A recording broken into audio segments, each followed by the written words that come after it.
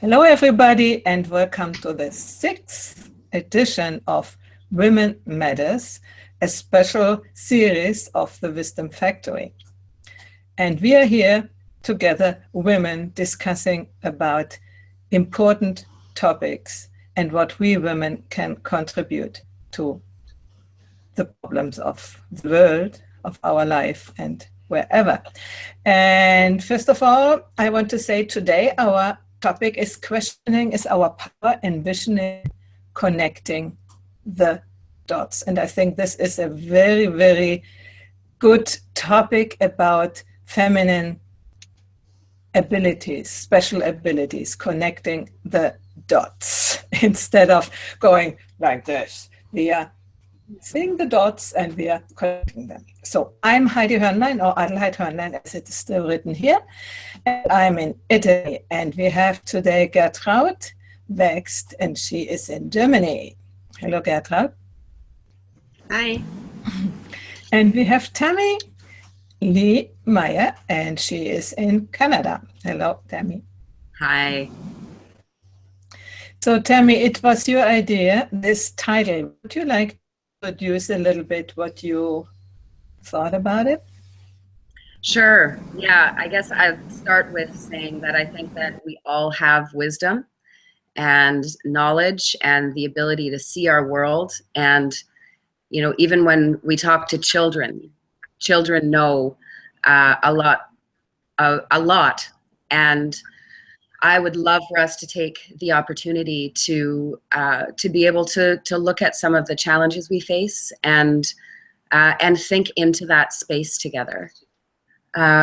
So I wondered if we could start with a framing question, because I think that questions, we have a lot of power when we ask questions, because we help to direct the focus of what it is that we're looking at.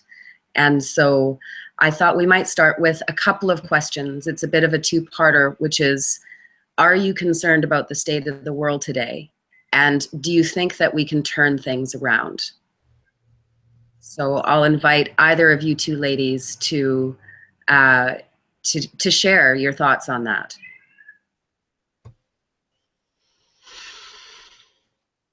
I leave you the precedence, Gertraud. I just thought yes and no. The first question is, there is some concern, and the feeling I just kind of observe what happens, and there are many things I don't like, and I'm concerned about, and when I extrapolate it into the future, oh my God. So if that's like nationalism, fear of the what's strange to me, and things like that. And then I remember that Ken Wilber always says, or often says, it's not conflicting people, it's conflicting levels. So people that can only have their ethnocentric way of looking at things, like my country, right or wrong, my party, my religion, whatever, right or wrong, and the rest is enemy. Have a whole wave of, and the religion is completely different, and things like that. So I always have to find myself in this, and not making those people wrong, but just try to understand what's happening, and then how can I be of service that this might change. And not go into the same structure. How could they? But well, and declare them as enemy. So I think that this is a hard part, and on the other side, I think there is something like when the night is darkest, the day is nearest, or something like be a sign of something arising that gives hope in that dark night or in those moments where I cannot understand what's going on or don't even want to. And I'm just coming back from a constellation. We've been in Hungary together, Heidi and I. We had a big constellation that, or should I Maybe if you go can, to that? maybe if you can explain constellation, just so that any of the viewers that don't know constellation can follow along. Yeah, I had to learn that word too in English because I didn't know what it was. This is, it started in family therapy, that somebody has a problem with someone in the family or so, and they choose, there are many people, and they choose representatives for the father, for the grandfather, for the ancestors, for the sister, brother, the dog, whatever, and they go into a specific protected field. So it's like they tap into that energy, the people that represent this. And funny enough, they feel it. Yeah. Once I was chosen as guilt, so one qualities as well, and I was chosen as guilt, and it was like, yes, I'm here. You can't get rid of me, and it just crawled through my feet. I mean, it was like before I was Gertraud, and I tapped into that field, and all of a sudden I knew how guilt feels. So I cannot explain that part, but it happens, and it really, and when those people interact with each other, then solutions for the problem can occur because they know more than you can think of. Yeah. And when they talk from their role, they can and they interact in the field, and sometimes they have to face each other or turn around or whatever, so that this field feels good now. So the solution is an energetic solution, not a thought and talked through solution. Thank you. And is there a case like this? So I don't think that I can explain it better.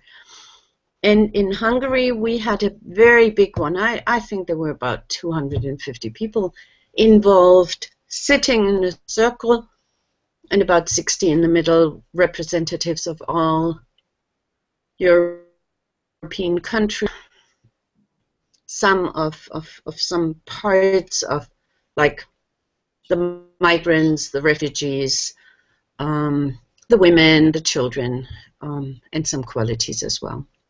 And the European soul and soil. So this was a very, very deep process, and I just come back from Berlin, where the three that led this constellation in Hungary were together with some others, so we were 13.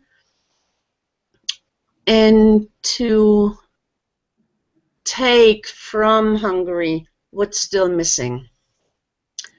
And what they found out with all the reports they got from the roles, that the feminine was not connected.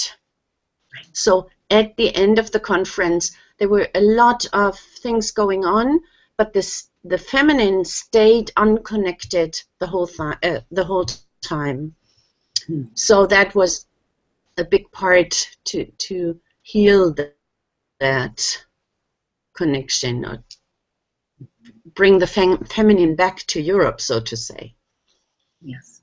and there was a shaman, and she chose the roles. So she was like, one role was said, and she said, "It's you," or "It's her," "It's him."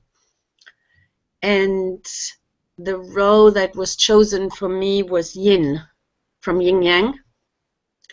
So I was the feminine. Oh, I represented it. And this was incredible. At the beginning, I really felt like nobody wants anything from me. And they just did whatever they did, and I was there, didn't find any connection. And only when I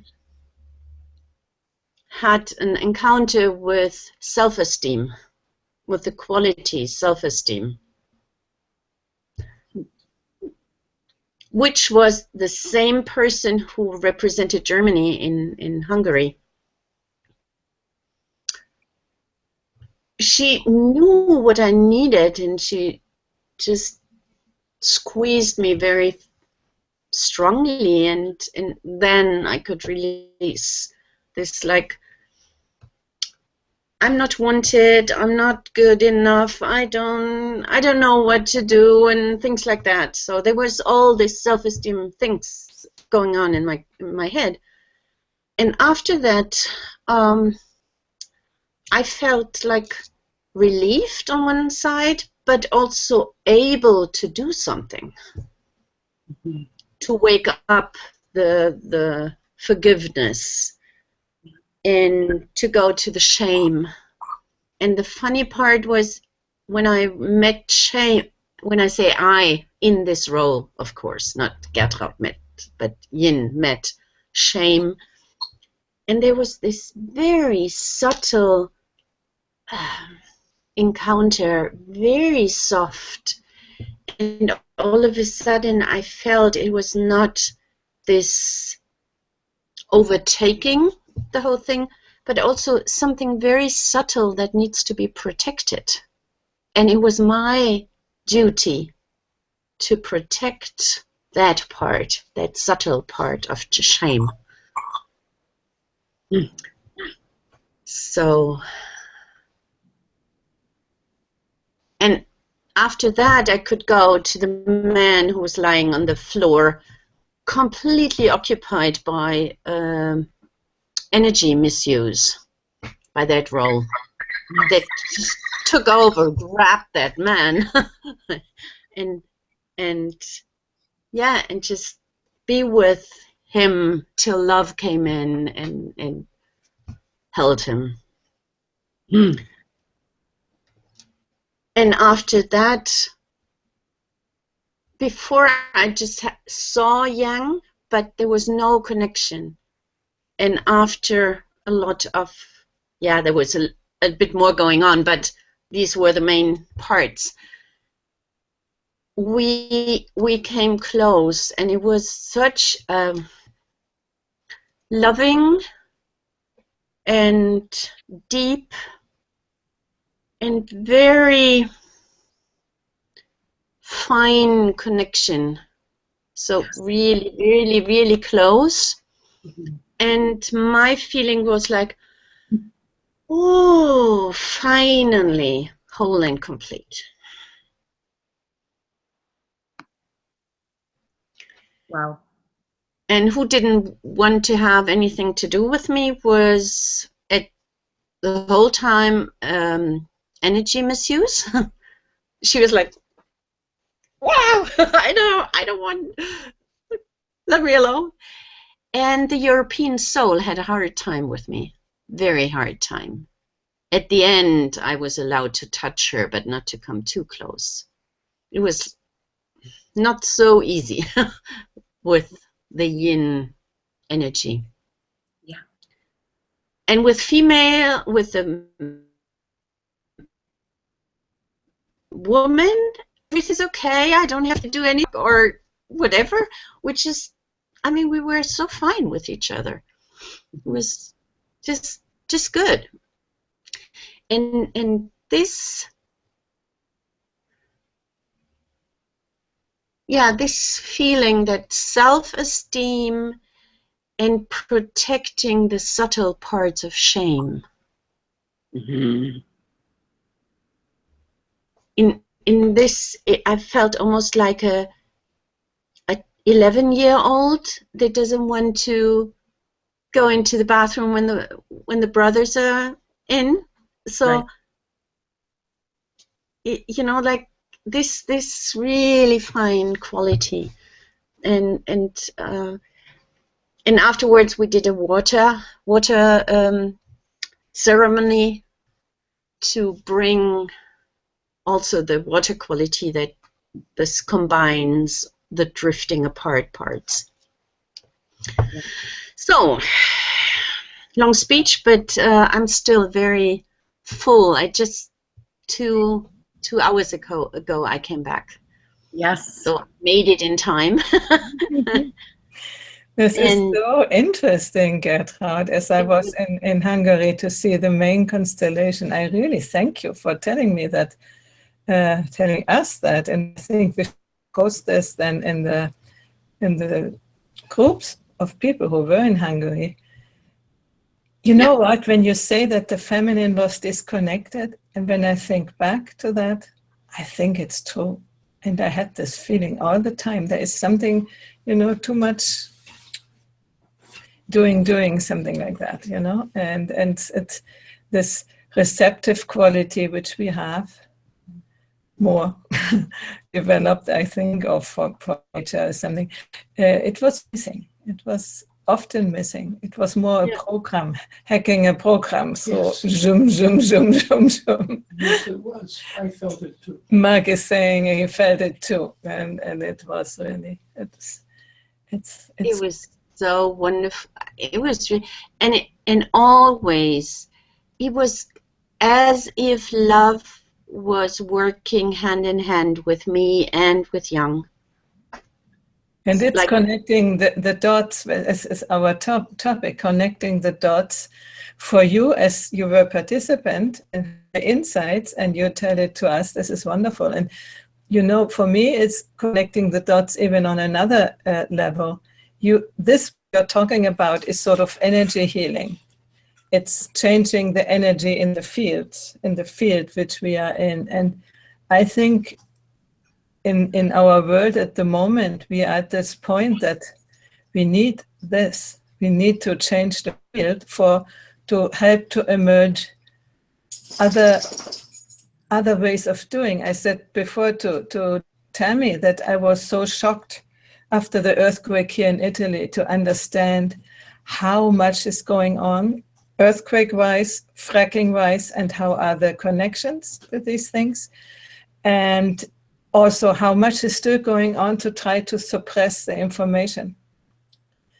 And so it is probably useless to wait that the people slowly grow up through the spiral. I mean, these people are still, let's say, in red and maybe blue when we talk in spiral dynamics, and then orange want to get money and want to try out everything, even weather manipulation. They create ultra hot magma in the earth, in the sky somewhere in the atmosphere, to bring rain to certain places. I mean, this is when I got to know that, and it's for a long time things are going on like this. Or the fracking now was a big earthquake in Oklahoma, and it's all fracking. And when you go down, there's a person who is called Dutchsinse, can find it on YouTube. He is doing regular updates, and he shows you on Google Earth, so everybody can see it. It's nothing secret.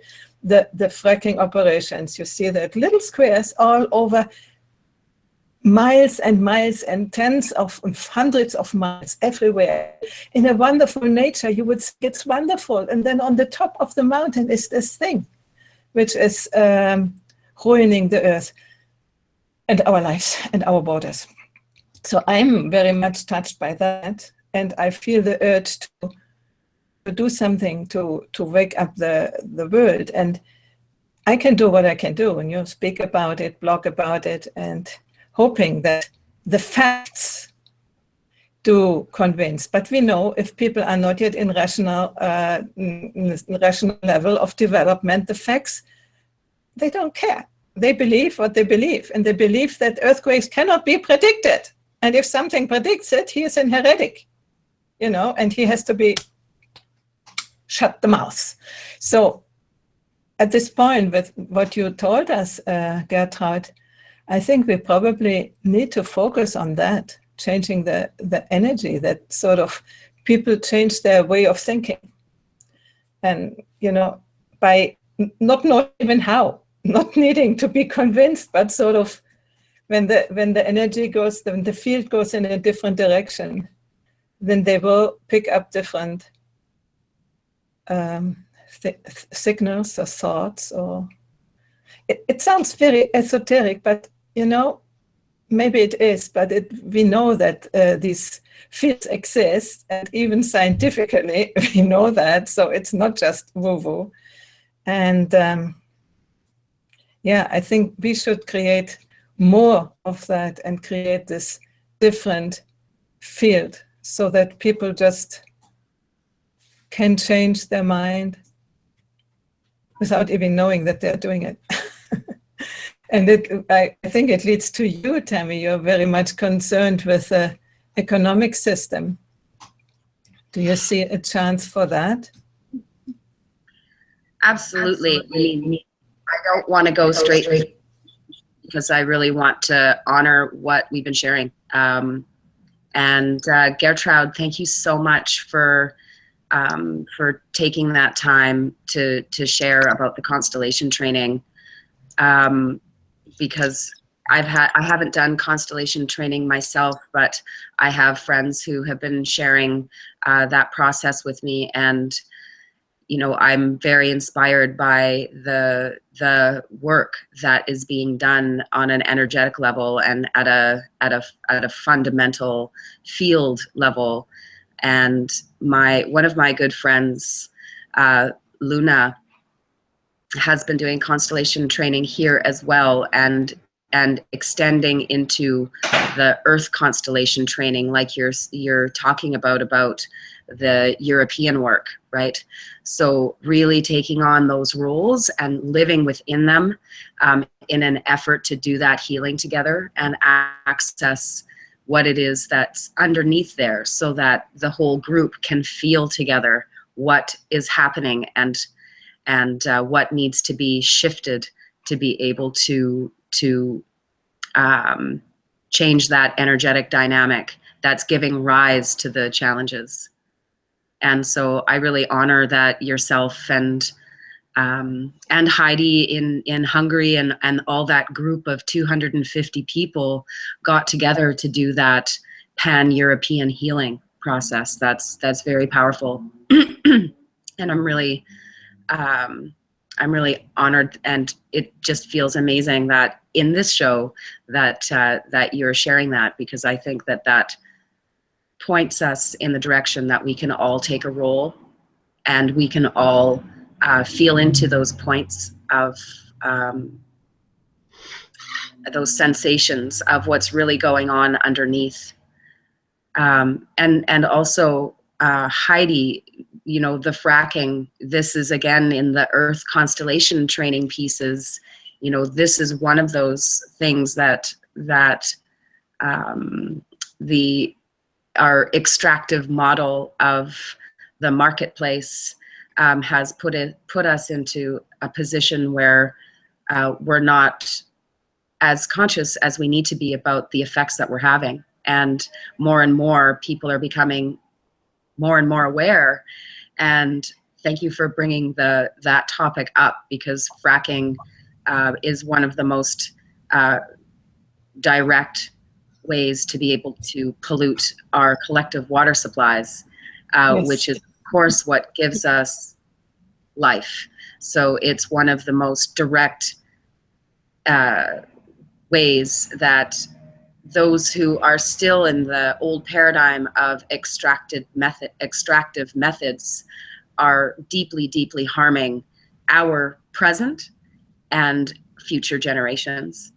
And so, you know, I think that, yes, there's talking about it, but there's also what are I'd like us to be able to, as we progress in this work, to be able to look at what are the deeper pieces that are in place, the power structures, the agreements, the ways that we do things in the world that create this field of corruption, I might say, where these things that citizens know have a huge impact on our future are still going on, with more respect for the bottom line and a quarterly report rather than the 7 generations that we do know we must prepare for as we walk in the world. And so I think that our topics and how you guys have shared today are deeply intertwined. Can I say something here? Because I heard today that in Oklahoma they have stopped, I think, 30-something wells from wastewater injection. That is the beginning, But at the same time, the state of Oklahoma, is this the state? Yeah, I think so. They have passed a law that if somebody wants to, in previous times, wants to do a fracking operation near your house, you have no possibility to object. So the rights, the personal rights, have been taken away without people noticing. And that is shocking me, that many things happen without me noticing and without us noticing. So as far as we need the field work, but we need also in the outside world, how do you say, a work to get the information out, what is really happening under the surface. And I think you can tell us quite a bit about that. Maybe not about fracking, but about other things. So go ahead. Well, I mean, I suppose I would start by saying that I've just been observing what's happening in the world. And one of the things that I've noticed is that most of our decisions, they impact all of us, are based on economic realities and on how our economy works. And so our democratic institutions have been corrupted by economic realities and by the rise, I would say, of corporate personhood. So one of the things that on that side of things, one of the things that I think that we need to do is we need to find ways to migrate the same power that corporations have to people, so that we can begin to take our power back as humanity. And so what I would like to see us do, not the 3 of us, but humanity do, is really look at how our economy is designed and begin to design it specifically for humans. Because as it stands, it's designed for persons under the law, which corporations are. And because they have the economic power, they're able to have a lot more agency and a lot more, they're empowered to be able to meet their own agendas without the need to live and breathe like us human beings. And so that's, one of the pieces is that I think that we need to have conversations with, elders, children, thought leaders in our communities about how we can take back our economy and what we need to be able to do that. So I think that's one really critical, important conversation to have. The other side of it for me is, how do we have conversations like this where we're bringing people together to explore ideas, not as an extractive methodology like the current media is today, but rather as a collaborative space where we invite people to be able to really look at what's happening and what we can do about it. I mean, for example, if you take the example that you talked about fracking, I think that we need to, have a strategy to look at it from a bunch of different perspectives. And so looking at who is responsible for clean water in whatever jurisdiction, and what legislation and regulations exist to be able to protect that. What are the legal precedents that exist to be able to enact those protections? What are the stoppages that are there systemically, and how can we directly access those conversations, and have those conversations with the bodies that are empowered to be responsible for those things, and that as a generative and live, active discovery by citizens, and yes, by citizens, to be able to determine what it is that we can do, so we can actually be living, taking back our power, right? So on the one hand, to generate information that is us asking questions in action, and finding those answers and where the blockages and stoppages are, so that we can make that visible. Because I believe that there's people all over the world that would do something and would help if they knew, or have bodies of work that speak directly as to the effects of the condensate or the chemicals that they use to do fracking, for example, and what are the, there are studies, but again, as you say, Heidi, these things are muffled or smothered, or you see these this information is not supported by the state, as it were. And I think that we need to be taking our own power back, or its power with. It's like us as peers, as people. We have things that we need to say and share, and we can do that together as a model for empowering everyone. This sounds wonderful. The question for me is how to arrive at people. As I said before, many of these things just didn't know before. And I mean, I'm grown in the green culture in Germany, protection of nature and things. And I think now, having heard the huge extent of this destructive doing of people, that when we take care about, talking about Tesla or cars or normal cars, this seems to be like a deviation from the real important thing, that our minds are occupied with little bits, what we can do, while the real big things happen without us being aware of. And this is really, I'm still shocked. And it was the earthquake here in Italy which began to shock me. And then following this person and seeing how his information is suppressed by YouTube also.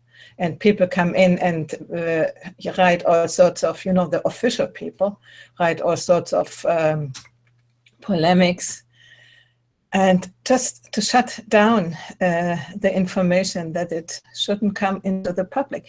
So if we begin, for instance, to talk something a little bit more controversial, more people begin to follow, thousands of people, we would have probably the same problem.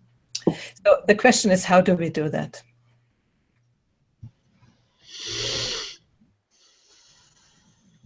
Gertrude, did you want to, I'm just conscious of, you may have some thoughts you might want to share.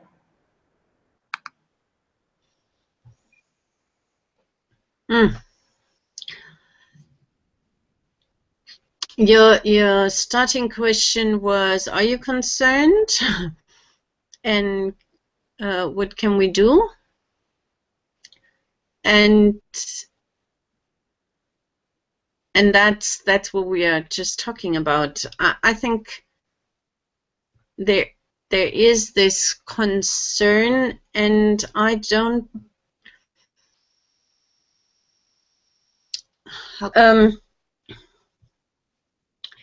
We need to be aware of the facts and what's so, without letting us be pulled down in a way that we say, oh, the world is bad and we cannot do anything, and it will, hopefully I die before, something like that.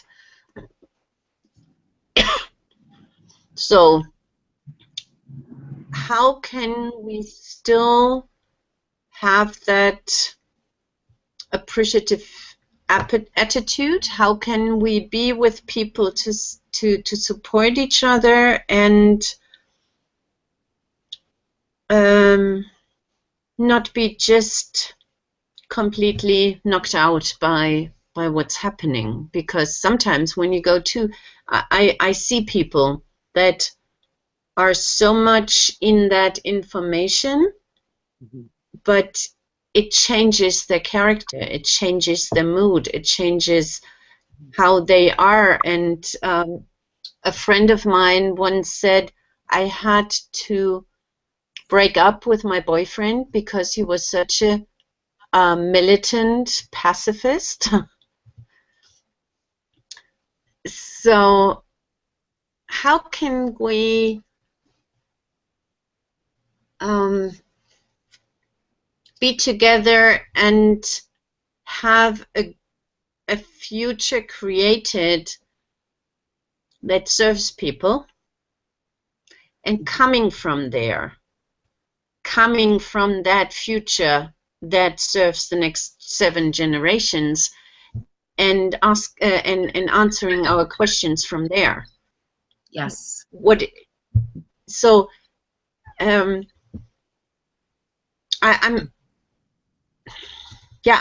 just thinking, that's why I said yes and no. Yes. Because just putting pink sauce over what's not working doesn't work. That's not what I mean. And still coming from, it's already healed, it's already, we have a future ahead. We can think a future ahead that is how we want it to be for our next generations to come, and for myself as well. and then coming from there and finding the solutions from there. The car has been invented because of what the horses left behind. They wanted to have clean streets. And so sometimes the solutions for the problems we have and we create out of the same energy will be worse than the problem we had before. Like fracking is to solve the problem that the oil is finishing. We'll not have enough oil anymore to serve all the tank stations. So yeah, to come from another state of mind to create that world. Yes. I don't know if I'm clear enough, but I think I'm concerned in the way we talk, not here, but in the way it is talked about, that we lose this world we want to live into. Yes. How do you create that? You know, this is my question. How do you foster that? How do you help that things are discussed in a different ways, since people are more open to that? Because we say in German, no, you run into open doors when we talk between each other. But the others, the ones who have the should have the responsibility, and they have the decision power on many of these external things, which are really, you know, they have to stop immediately or no. So how to do that? I mean, this, what you said at the beginning with the energy, I think this could be a way if we would come together in very big, and there are already meditation worldwide at the same time. They are organizing these things, but maybe it's not only meditation.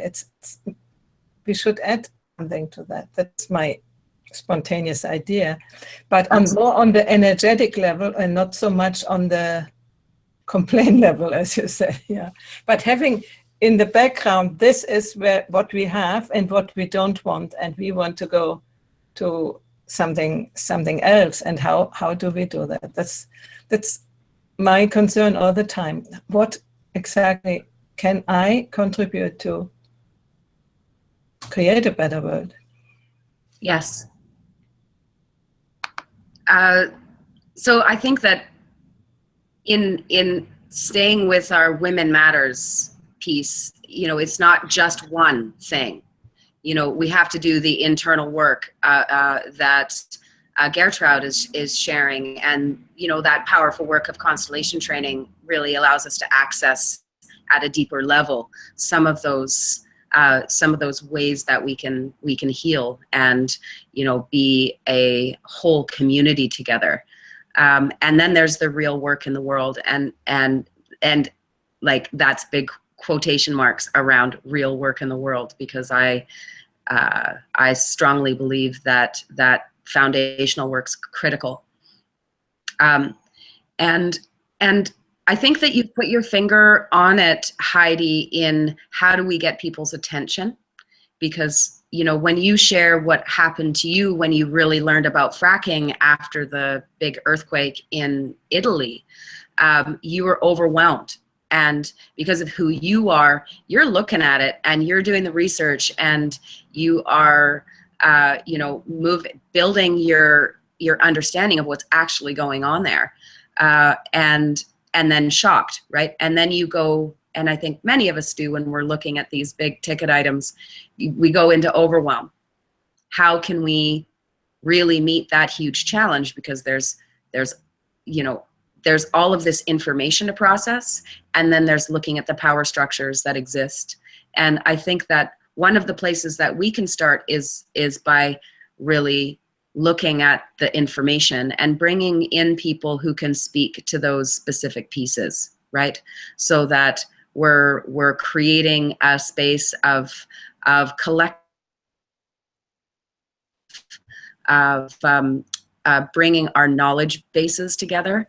And I think that similarly to Gertrude's work in constellation training, we can do some real-time work in laying out a tapestry of facts and information and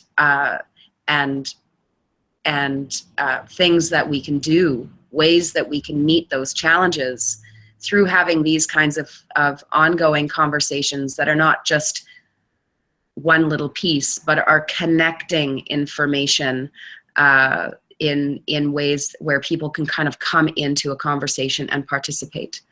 I think that one of the things that we're learning how to do is how to share our information in a way that's more peer-to-peer. It's more, there's no leaders here. What we're doing is we're sharing information so that it can be better understood. And I feel like what I'm working on is being able to show up in that space and ask the questions that naturally occur, because anyone would ask those questions. And that multiple perspectives in looking at a challenge or a problem allows us to be able to kind of have that open space to be able to understand it. So I think that first we need to understand it.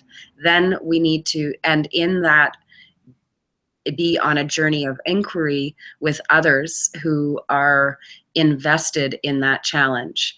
And then through the multiple perspectives, we can get a deeper sense of it. And I guess the follow-on that I'm really hoping can be a strong methodology for this is to have those conversations as a live and generative inquiry that can invite people to be able to continuously and outside of linear time, be able to participate with their pieces, so that these bodies of knowledge and information and sharing can be woven together, and that we can connect the dots through the action of connecting the dots in real conversations as we more deeply understand what's going on and what we can do about it. So I know this sounds quite recursive, but I think that we have to look at it, and we have to be honest about what we're seeing, and say the parts that are uncomfortable, and be able to better understand what gives rise to this deep corruption that we're seeing, and how can we as humans meet those challenges and do things differently and model how we can do that. So I don't have an answer, but I have a method of inquiry that I think will be helpful. Yeah, thank you. Thank you. Oh, there's an echo. I understand that this is very powerful and very helpful, that you see the conversation appears, and I think it is for sure the beginning, but at the same time you said also understandable to others. And I think often what we are saying won't be understandable to others, as we know about the levels. So what we need also to do, in my opinion, is find a way to speak in language of the people of other levels and make them understand what is going on, because we are sort of a little bit, in the higher spaces of, everything, blah, blah, and we understand each other because we speak the same language. But a person in the, let's say, in the blue level doesn't understand what we are saying. They don't even recognize the facts, They won't deny that earthquakes can be, they are interconnected in the whole globe, which for us is really normal. That what's happening here has some connection with what's happening there. No, they think it's just sort of maybe 100 kilometers around and that's it, and not that maybe in New Zealand, when there was a big earthquake that now is in Kamchatka, came true, the prediction, what the guy said, So they don't think that it is. And in Turkey, that is right in between, and that Italy came up from the pressure which has been created in let's say, in the fracking fields of the Arab world, and things like that, I mean, I'm not knowledgeable in this way. I try to gather it together. But as long as people don't believe that, this is an example. How can facts be convincing? They just don't look at it, like Galileo, no? At the end, he won, but at the end. So I think it is true, and what we are doing here, and I hope really to engage a little bit more people to come in and share their ideas and their part. We can talk about that, but how much will it come out? How many views do we have? How many people are interested in what we are saying? What could we do, for instance, to promote what we are saying? We could do timestamps. We could write summaries of what was spoken about and bring it out topics or something. That is just my idea, because nobody wants to listen to an hour of a video and see what these girls have to talk about. So for us it's nice that we talk about that, but if we want to bring it out, I think that needs to be done more, and the question is what. I have 2 more dots to connect. I think it's not either or. It's about, when we talk about connecting the dots, it's like, let's weave that curtain or that tapestry together. And 2 more dots. One, I just thought of where I grew up, or where I was in my teenage years. there was an atomic power research station we didn't know of before, but the physicists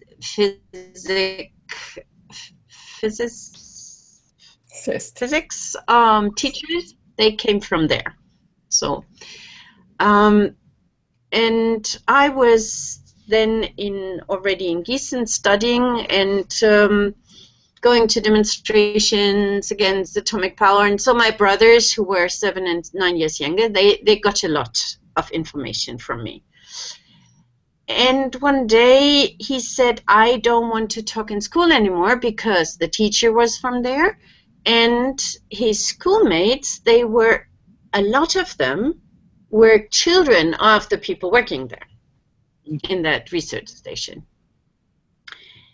And so he said, during the after the lessons on the yard, they said, you want to have my father lose his job. So if we don't have atomic power anymore, our parents will lose their jobs. And it just came to me when we were talking about, we are doing jobs that we know, no, not we, but many people do jobs that they know that they harm the environment, whatever, but they do it because they need the money and they want to have a decent living, or maybe even more. But I'm coming back, if that was solved, if we had enough money to live on, I think the jobs would be so different. Yes. Because nobody would do jobs that implicitly harm others. Why should they do that if they're not relying on the money they get from there? I mean, some would still do it, sure, but it wouldn't be the same anymore, and it would change, because people cannot say, yes, but I need to do that. Mm-hmm. You know, I can give you an example. Bruce Lipton, he has in the 60s found out about epigenetics, and since then was going around and trying to tell people about it. And he said he couldn't stay anymore in university and teach medical students the stuff which he didn't believe anymore in. And so twice he went out. The other time he was accepted again, but still, I mean, he couldn't do it anymore. And now epigenetics, after 40 years after he began, is normal. It's entered into mainstream. So who is ready to do that? This is only people that are really know, and they have a purpose, and but if that was normal. He says most of the people he knows, scientists who are mainstream scientists, he says when he talks with them in private, they agree with him. But they cannot, because it's the codex of the profession. And if they were courageous enough together and say stop everywhere in all areas, so I'm always asking the question, how can we help to do that? That they all together come together and say, stop, because they can fire one, they can fire two, they can fire 100, but they cannot fire everybody except of 3 or 4. So things need to change, by concerted action. Yes, and I really thank you, Gertrude, for your piece there, because it sheds light on some of these critical pieces, right? If we did not have the economy that we have, if we developed and designed an economy that thoughtfully took into consideration that there's the people in it, we wouldn't see the injustices that we see today. And I think it's not as simple as what do we do either, Heidi. I wish it were. If it was, it would be solved. I think that it is interconnected issues. But if we look at the critical piece of the economy and co-develop together ways to be able to conceive of it differently. We can move towards a collective vision. Now, obviously, that's not easy, but there's movements of people all over the world who are doing this work. And for me, I think that we need to see each other. We need to see ourselves. We need to have the conversations between us, the understanding. And I see one of the ways, the facilities, the capabilities that we have to be able to do that is to understand that it's not a soapbox thing.